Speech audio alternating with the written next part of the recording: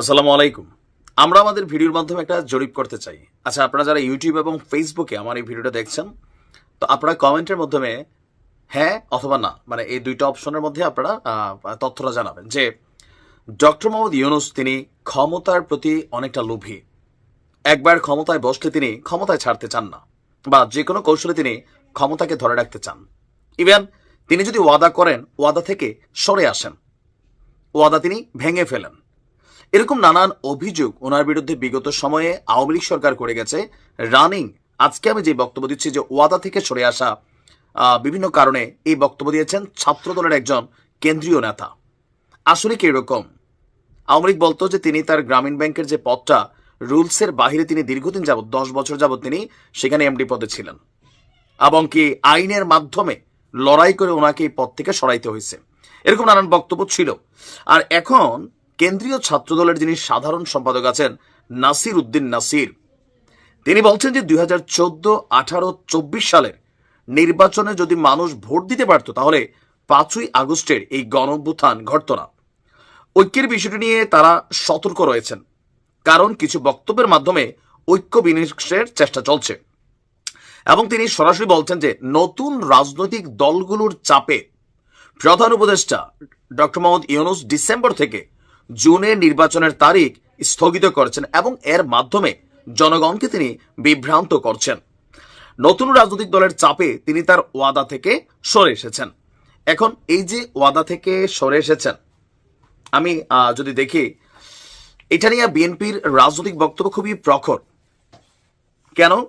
Doctor Mohammad Yunus এর আগেও তিনি বলছিলেন যে স্বল্প পরিমাণ সংস্কার করে ডিসেম্বরের মধ্যে নির্বাচন হবে। নির্বাচন কমিশনের যিনি ইসি আছেন তিনিও বলছিলেন যে প্রধান উপদেষ্টার কথার উপর জোর দিয়ে ডিসেম্বরের মধ্যে নির্বাচনের আয়োজন করা, এবং কোনো চাপকে তারা মানে মাথা পেতে নেবেন না, তারা তাদের মতন স্বাধীনভাবে ডিসেম্বরের মধ্যে নির্বাচন করবেন। কিন্তু প্যাস লাগছে ঈদের আগে সর্বশেষ হঠাৎ করে ডক্টর মোহাম্মদ ইউনূসের ডিসেম্বর থেকে এই যে জুনের মধ্যে তিনি আবার লাভ দিয়ে গেলেন, এইটাকে বিএনপি মনে করছে, বা ছাত্রদল নেতা নাসির বলেন, যারাই বলেন, যে তিনি আসলে আপনার ক্ষমতাকে লম্বা চূড়া করতে চাচ্ছেন। কেন? নতুন রাজনৈতিক দলের চাপে, মানে জাতীয় নাগরিক পার্টির চাপে, যেহেতু তারা তার নিয়োগকর্তা। তো ডক্টর মোহাম্মদ ইউনূসের এই যে দীর্ঘমেয়াদী সময় ক্ষমতায় থাকার জন্য নানান ধরনের প্রেক্ষাপট রচিত হচ্ছে বলে মনে করছে বিএনপি। বিএনপির বক্তব্য যে সার্জিস এবং পিনাকির যে স্টেটাসগুলা, এগুলা কাকতালীয়ভাবে উড়ে এসে হুট করে দেওয়া স্টেটাস না, দ্যাট ইজ এ প্ল্যানিং, একটা পরিকল্পনা চলছে। আর এই টোটাল পরিকল্পনাকে ব্যবহার করছে সংস্কার নামক একটা বক্তব্য দিয়ে। আর সংস্কার বিএনপি এমনও বলছে যতই সংস্কার করেন বিএনপি ক্ষমতায় গেলে এগুলা কিচ্ছু রাখবে না, সব কাইটা দিবে। কে বলছে? মির্জা আব্বাস সাহেব।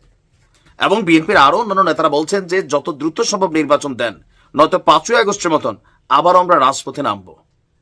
এরকম নানান বক্তব্যের প্রেক্ষাপট একটাই, মূল কারণ নির্বাচন কবে হবে। উপদেষ্টারা সবাই বলেন, দেখেন এটা শুধুমাত্র প্রধান উপদেষ্টা বলার সুযোগ আছে, আমার সেই এখতিয়ার নেই। ইভেন এই বক্তব্য দিয়েছেন ডক্টর আসিফ নজরুলের মতন এত বাঘা একজন উপদেষ্টা। আদৌ নির্বাচন কি হবে নাকি হবে না? যদিও হয় তাহলে তা কবে হবে? এটা এখন একটা প্রশ্নের ইস্যু হয়ে কিন্তু দাঁড়িয়েছে রাজনৈতিক দলগুলোর মধ্যে। জামাতের তেমন মাথা ব্যথা নেই, কারণ জামাত একা পাশ করবেও না। আর তারা লম্বা চূড়া সময় থাকলে যে ডক্টর ইউনূসের সরকারের যেই একটা ফ্রিডম, এটা কিন্তু তারা এনজয় করতেছে অলিখিতভাবে। বিএনপি গেলে তাদের এই ফ্রিডম থাকবে না, তারাও ভালো করে বোঝে। আওয়ামী লীগের তো দিশাই নাই।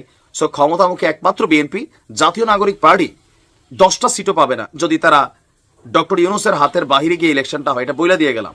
যদি ডক্টর মোহাম্মদ ইউনূসের আন্ডারে হয়, তারা এরকম 100 সিটও পাইতে পারে, কেন জানি মনে হয়। কিন্তু ডক্টর ইউনূসের হাতের বাহিরে গিয়া যদি নির্বাচন হয়, বিএনপি, জামাত, আওয়ামী লীগকে মোকাবেলা করে জাতীয় নাগরিক পার্টি 10টা সিট পাইলেও আমার কাছে মনে হবে যেটা অনেক পাওয়া গেছে। প্র্যাকটিক্যালি হচ্ছে এটাই। এখন আপনার কি মনে হয় যে নির্বাচন আদৌ কবে হবে বা কিভাবে হবে, অথবা সংস্কারগুলো আসলে কতটুকু দরকার, নাকি এটা চলমান রাইকে নির্বাচন দেওয়া দরকার, মানে কি করা উচিত সরকারের? কমেন্টে জানান। আসসালাম।